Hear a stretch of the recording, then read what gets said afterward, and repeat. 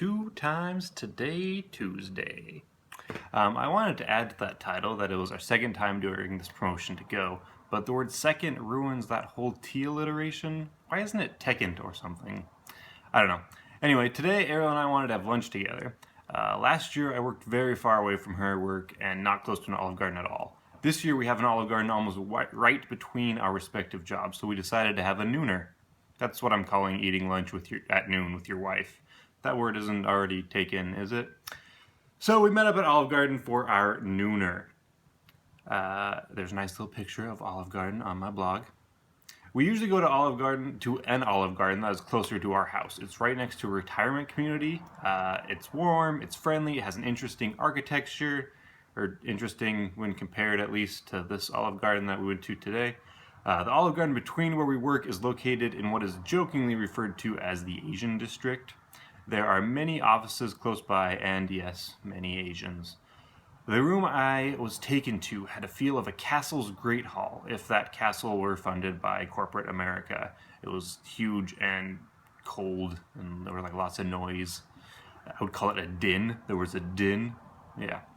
The room was even being waited on by a giant and a dwarf, by which I mean a huge, broad guy and a short, stocky girl. But please don't take that as an insult.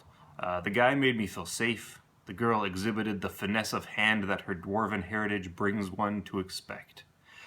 I sat down and there's this picture of this woman picking grapes, but she had a face like her stomach was just trying to destroy her from the inside. It was a ridiculous picture. It's on the blog. I have no idea why they would put that on a restaurant wall. The giant brought out food for one of the tables of 4 Asians next to me. There seemed to be some confusion. He kept saying, "Meatball sandwich? Who ordered the meatball sandwich? Meatball sandwich." And the Asian stared at him blankly. He moved on and handed out the rest of the orders, and when the other 3 people had their orders, he explained to the woman who still had an empty spot in front of her that she had ordered a meatball sandwich. Apparently she had wanted spaghetti. The giant went away to right the wrong. I know I could put my trust in his big arms. I ordered the rigatoni with new pesto, alfredo, and chicken fritta. It was the picture on the menu, and it was delicious, even though the chicken was a little over-fritted. There was an old couple across the room, and I noticed them because they were both smiling a lot. They both had very nice teeth. Wouldn't it be nice to have dentures, and you could just remove them and polish them while you're sitting there watching TV?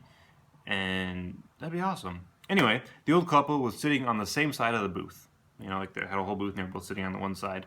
It was super cute. My wife and I will do that sometimes, and I hope we still do that sometimes when we're as old as the denture commercial couple.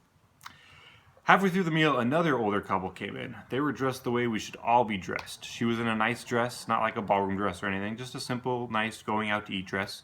He wore a shirt and tie and a suit vest. A suit vest at Olive Garden. He even pulled the chair out for her and held it for her as she sat down. That couple sure knows how to have a classy nooner. So that was our second visit. That visit would have cost us $32.35, bringing our total value of our pasta passes at the end of that lunch up to $60.39. After our lunch date, Ariel and I couldn't wait to get back to our native Leisure World Olive Garden for dinner. That's the name of the retirement community over by our Olive Garden. Most people call it Seizure World. You get it? Get it? Old people have seizures.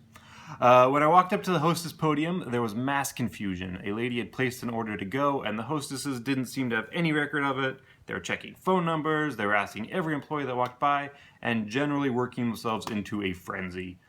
They acknowledged me, and then went back to their quest for answers. But another hostess soon walked up and started to help someone else who'd come up behind me, and the frazzled hostess spoke up and said that I was first, so that was nice. Leisure World did not disappoint tonight. I sat across from an old couple. The man looked like a cross between Burt Reynolds and Sir Ian McKellen. As he ate, he literally moaned with satisfaction. I'll have what he's having. And I did. It was the fettuccine with the new chicken pomodoro. So first they've got the cavatappi, and now pomodoro. Those Italians sure love using the same vowels in their words. It wasn't great. It wasn't terrible, the chicken pomodoro. It was kind of almost tasted like the chicken had been canned and then melted into the sauce. I don't know. It was fine though. Ariel didn't like it at all.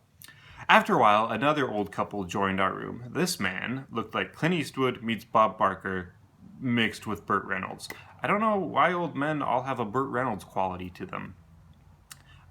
Clint Bob Burt's wife was shown to a table with 4 table settings, and she said, "A table for 4? We're only 2." To which the hostess replied, "Yeah, we're fancy." And Clint Bob Burt said, "And you've even got the special chairs that roll." I just want to travel the world with old people. I just love them. Clint Bob Burt's wife began to play a game on the Ziosk. Let's talk about the Ziosk for a minute.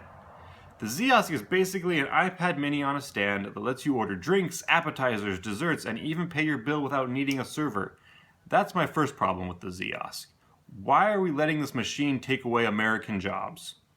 I've worked as a server. I've also worked retail and even as a bag boy, cart attendant at a grocery store, and I like having work to do.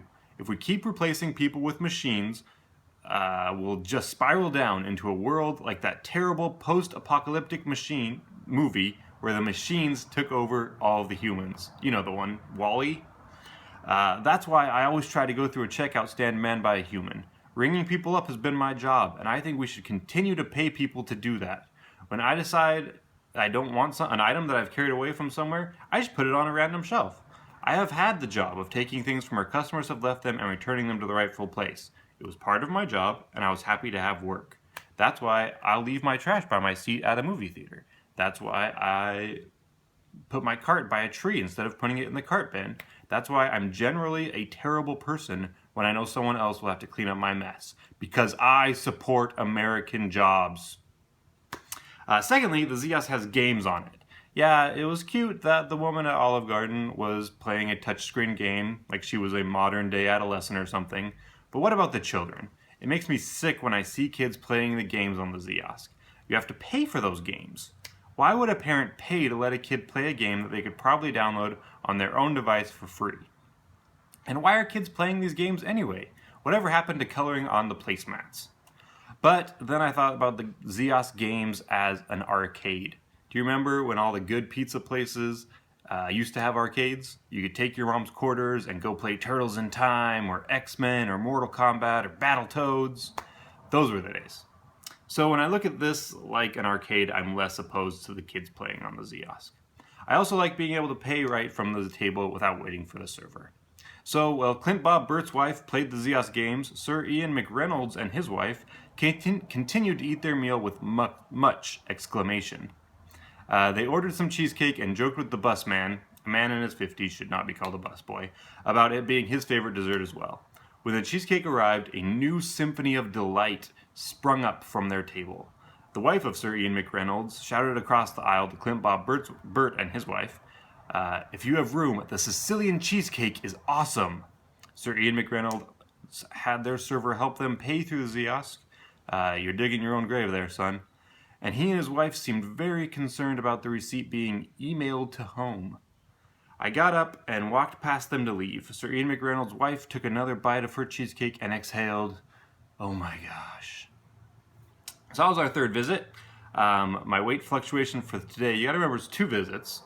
I gained 2.4 pounds over that yesterday, so that does not bode well. Our dinner was $28.04, bringing our total value up to $88.43. Please like, subscribe to this. I'm going to continue to do these. Hopefully they're just going to continue to be as great as they have been. Thanks for watching.